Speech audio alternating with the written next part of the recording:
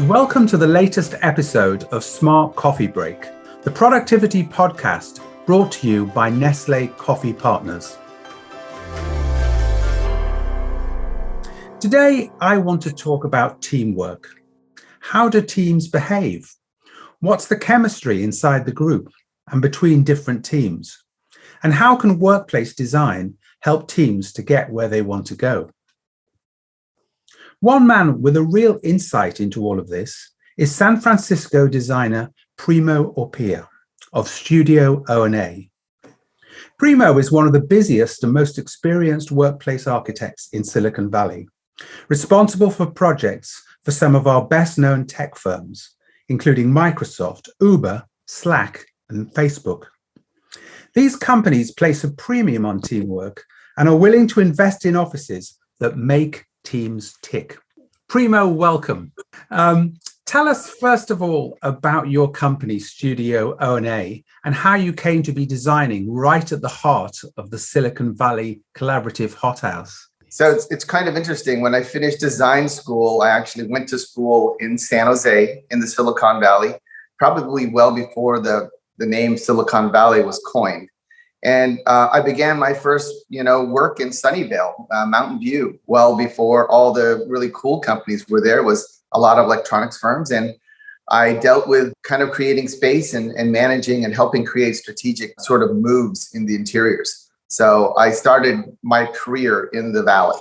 And in your career, what has changed in Silicon Valley in terms of how teams collaborate? Have you noticed shifts in behavior over the years? It has become less hierarchical, more flattened organizations. And with that, culture has really changed, right? We're more in this world where everybody's sort of on a level playing field.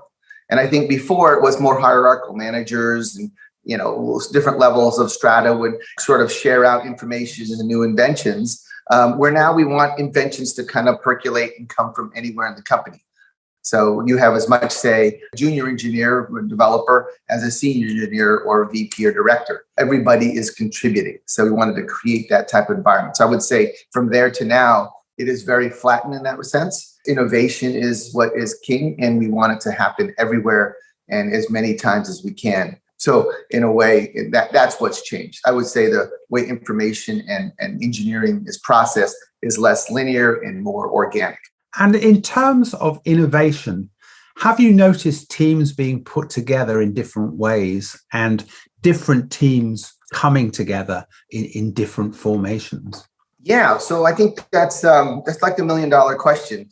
We don't necessarily know when the spark happens. We do know that the workplace is the sort of like the backdrop for it, and now the virtual workplace.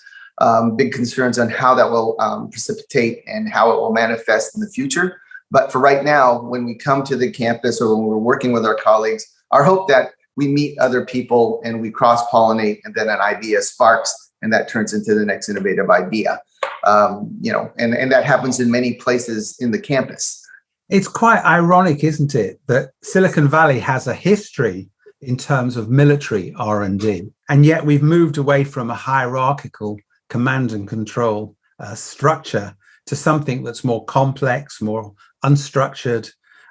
People talk now about a dynamic team of teams approach, where you've got teams forming, unforming, reforming. You don't really know the intricate web of connections. How do you design for that? How do you get a handle on what you think very dynamic teams are going to need?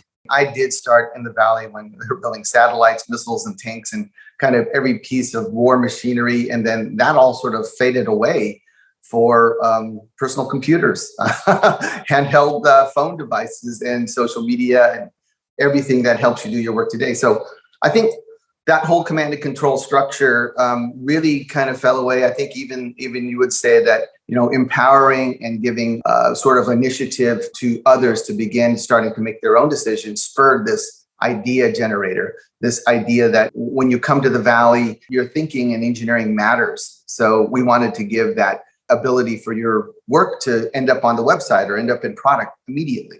So there was less weight. So I think that maybe was spurned in the Valley, but it maybe it's something that had changed anyway because we were so slow to innovate. that we needed to find more ways to do that. And I think startup culture manifested that. Startup culture was like, I got to get you away from these big companies. I want you to come to us because your ideas matter, and we're going to make those ideas a part of our product. So that immediately became startup culture. Startup culture became design, more fluid workplace, and sort of this less transactional and more collaborative environment started to emerge. Back in the day, it's like the workplace had one or two conference rooms. Now we have many conference rooms. Now we have many areas to meet. So we're not just kind of like funneling them through some certain work points to collect and innovate. It happens everywhere at many times of the day. And then we want to force people to kind of come through areas where they may meet somebody. Independently of what the meetings are, it's those in between. I call them in the seams.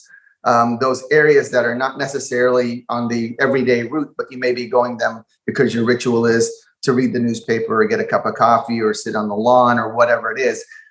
Those moments, those serendipitous moments, can be somewhat engineered, and we can kind of manipulate those paths. How has the global pandemic affected what's going on in Silicon Valley? And also, I know that you're working for life science companies in Southern California. That's a big boom area with vaccines. What's happening post-pandemic? What are your clients demanding for their teams from a new workplace brief? Well, I think there's certainly an anticipation of what is the next chapter of workplace. What is this hybrid environment that we're looking at, or at least toying with the idea? Imagine a super agile where every place could be potentially work, not necessarily in the office, but upstairs in your room or down at a coffee shop or at a local shared workplace or a satellite office. We've now determined that we can do certain types of tasks in these areas. It hasn't diminished the importance of the office. It has only refocused it in what it's going to be its highest best purpose. In terms of this work from anywhere model, which you described, Primo, how is teamwork playing out when you've got your team members dispersed in different locations? Some people may be physically co-located, but others will be dialing in remotely. This is kind of the concern of all companies. I think, this collaboration that happened in person, which was so regularly apparent when you were in the workplace together, is now sort of not necessarily weakened or marginalized, but it's a different type of collaboration. Basically asynchronous. When we're in person, we can get connotation, inflection. To me, it's like there are conversations between conversations that lead to these ideas. And sometimes when you're in a formal setting, those they don't get asked, right? The moments that we have in the office are as important, and I think they'll be more deliberate. So managers, people who realize the importance of, I need to make some of these meetings happen virtual, and I need to have some of these in a physical place, are going to be at an all-time high. So it's really going to put the demand on the workplace in terms of what does that supply? Does it supply better refreshments? Does it supply a more soundproof conference room or more collaborative environments with whiteboard easels or AI or some sort of virtual, holodeck type scenario? All of these things will actually, they're happening now. We're testing them now. So those are kind of, I would say, the physical attributes of what need to happen in order to bring people together. And then there's that, again, in between, in the seams, there's those moments at the coffee break area. These areas are still important because we know those more relaxed, casual conversations often happen there. So these workplace attractors, such as water coolers, coffee points, open kitchens, they pull people through a space and influence patterns of teamwork and productivity. Now, you're famous, Primo, for creating spatial typologies. A lot of people in the design world have studied them with interest, and I know you've been working on some new ones. Which are the most important ones for enhancing teamwork in this hybrid world of work that we've entered? We can definitely create all these different, rooms that will have great technology, but we often forget about, what is that mental preparation? What is that moment of epiphany that happens? Usually it happens, we get that moment where we're getting something, a refreshment, and then all of a sudden it kind of hits you. So we would like to be able to give people those moments where they sort of like unjam their brain from maybe what's happening and sort of like forget and kind of shift. So hopefully those ideas kind of float in, because we know we can get hyper focused in the environment with the cacophony of sounds and all the distractions, that we need moments. So we're thinking of little areas that might, introduce circadian rhythm light or sounds or moments of sort of like distraction, but in a positive way, like when you go to an art installation or see something unique. Just in terms of your own practice, what's the most out there proposal you've ever made for team interaction to a client? We decided in a space that we did for a big software company, is that what if we put all the kitchens and coffee areas in different parts of the building on each floor, so they were not stacked, so it wasn't like this efficient route. What if the floor plates were not the same on each floor? Sort of creating sort of this mind map that you needed to think over 14 floors. It ended up being the most successful floor plate design because there was a destination and reason to go there, because it was sort of like a game. It was sort of like, a teasing and puzzle type piece. And it wasn't the most efficient way to run the plumbing, but it sure was successful in terms of moving people through the building. Primo Orpilla of Studio O&A, it's been fascinating talking to you, getting an insight into team structure, team behavior, and team interaction in the heart of Silicon Valley, and a glimpse into the future. Thank you for speaking to us. Thank you, Jeremy. Great seeing you. Take care.